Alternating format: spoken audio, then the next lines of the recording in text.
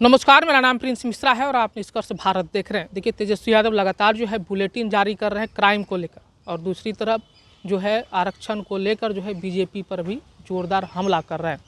इन्हीं सब तमाम मुद्दों को लेकर जो हम लोग सीधी बातचीत करेंगे। राष्ट्रीय लोक मोर्चा के राष्ट्रीय प्रवक्ता हैं फौजल इमाम। कैसे देख रहे हैं आप लोगों के रीजन में एनडीए की सरकार है बिहार में, फिर भी क्राइम जो है चरम पर है, तेजस्वी यादव सवाल खड़े कर रहे हैं आप लोगों पर? ये तेजस्वी यादव सवाल कर रहे हैं, वो एक मुहावरा है ना कि सूप दूध से चलनी हो, कुछ इस तरह से मुहावरा है।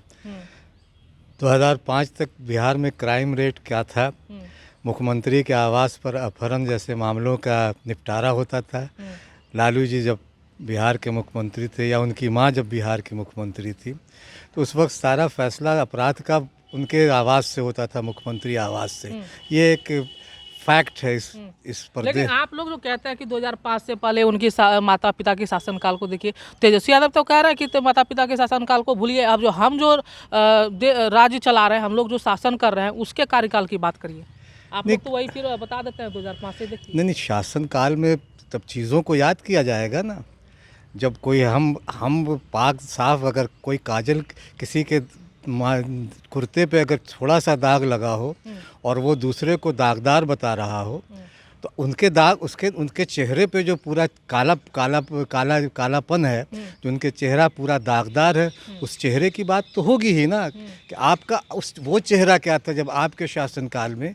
या आप देखिए कि जब जब 2020 के इलेक्शन के वक्त, चुनाव के नतीजे के आने से पहले जब ये लगने लगा था कि राजद के सरकार बनेगी और उनके जो राजकुमार हैं उन बस सत्ता में आने वाले हैं, तब किस तरह से अचानक प्रदेश में जिस तरह का वातावरण बना था और जिस तरह से उदंडता, उपद्रव मचाया जाने लगा था, वो एक आहट थी। और अच्छा है कि उसकी सरकार नहीं बनी। तो ये कहना कि इनके रेट, हाँ क्राइम है, इस पे कंट्रोल होना चाहिए, लेकिन यह है कि आप अपने गिरबां को देखिए ना कि आपका दामन कितना दागदार है। और माननीय नीतीश कुमार की अगुवाई में जो प्रदेश में सरकार चल रही, उनके दामन पे कितने दाग लगे हैं। पहले अपराध होता था और छूट जाता था क्योंकि सारी डीलिंग्स मुख्यमंत्री आवास से होती थी। आज ये है कि कानून अपना काम कर रहा है, कानून के लोग अपना काम कर रहे हैं और कानून जो है काम कर रहा है ठीक। अभी मुकामा वाले इंसिडेंट में देखिए ना, आपका मुकाबले केस हुए, दोनों पक्षों के से केस हुआ, दोनों आज जेल में हैं। तो इस तरह की बहुत सारी घटनाएं हैं जिसे लेकर यह कानून अपना काम कर रहा है। पुलिस और प्रशासन सतर्क है और वो किसी भी अपराधी को नहीं छोड़ेगा जो पहले छोड़ दिया जाता था। दूसरा सवाल तो यादव ये कह रहे हैं बार बार कि जो आरक्षण जो है जननायक कर्पूरी ठाकुर ने लाने का काम किया था, उस पर जो है चोट जो है भाजपा करती है, एनडीए की सरकार करती है। आरक्षण की सीमा जो है उन्होंने ही समाप्त करवाया, आरक्षण को समाप्त करना ही बीजेपी चाहती है। देखिए, आज वो जननायक कर्पूरी ठाकुर की बात कर रहे हैं, उनके पुराने दिनों को भी याद किए कि जननायक कर्पूरी ठाकुर पे आज वो राजनीति कर रहे हैं, जननायक कर्पूरी ठाकुर के नाम पे।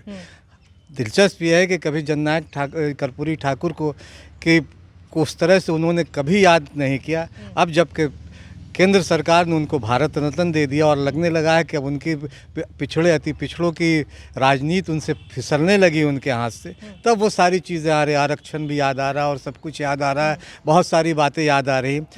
आखिर इस प्रदेश के मुख्यमंत्री माननीय नीतीश कुमार ने ही आरक्षण जैसे मुद्दे पर को एक डेढ़ या जो 75% करने का निर्णय लिया।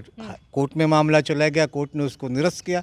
आगे जिस तरह से जो कानूनी बाधाएं उसको दूर करके आरक्षण दिया जाएगा। भारतीय जनता पार्टी और क्या कर रही है, वो पहले अपनी चीज़ें देगी। ठीक है, भारतीय जनता पार्टी का अपना एक एजेंडा है, माननीय नीतीश कुमार का अपनी सोच है। सामाजिक न्याय के लोग जो पक्षधर है वो पूरी शिद्दत, चाहे वो माननीय नीतीश कुमार जी हों, माननीय उपेंद्र कुशवाहा जी हों, वो सामाजिक न्याय के पक्षधर हैं। वो आरक्षण के मुद्दे पर किसी तरह का समझौता नहीं करेंगे। पहले तेजस्वी यादव जी को इन सब मामलों में अब एक बार होमवर्क करने लेना चाहिए, उन्हें अपनी उन चीज़ों को याद कर लेना चाहिए कि उनकी और उनकी सरकार ने गरीब, गुरबों, शोषितों, वंचितों के लिए क्या किया, उसके बाद दूसरे पर उंगली उठाए। चलिए ठीक है। ये थे हमारे साथ राष्ट्रीय लोक मोर्चा के राष्ट्रीय प्रवक्ता फौजल इमाम, जिन्होंने साफ तौर पे कहा जो क्राइम रेट है, जो तेजस्वी यादव कह रहे हैं कि क्राइम अभी चरम पर है, वो उनके माता पिता के शासनकाल को वो याद कर ले, क्योंकि धब्बा उनके ऊपर भी लगा है। हाँ, क्राइम हो रही है तो उन पर लगाम भी लग रही है। ऐसे में आप लोगों को क्या लग रहा है, कमेंट बॉक्स में जरूर बताइएगा। धन्यवाद।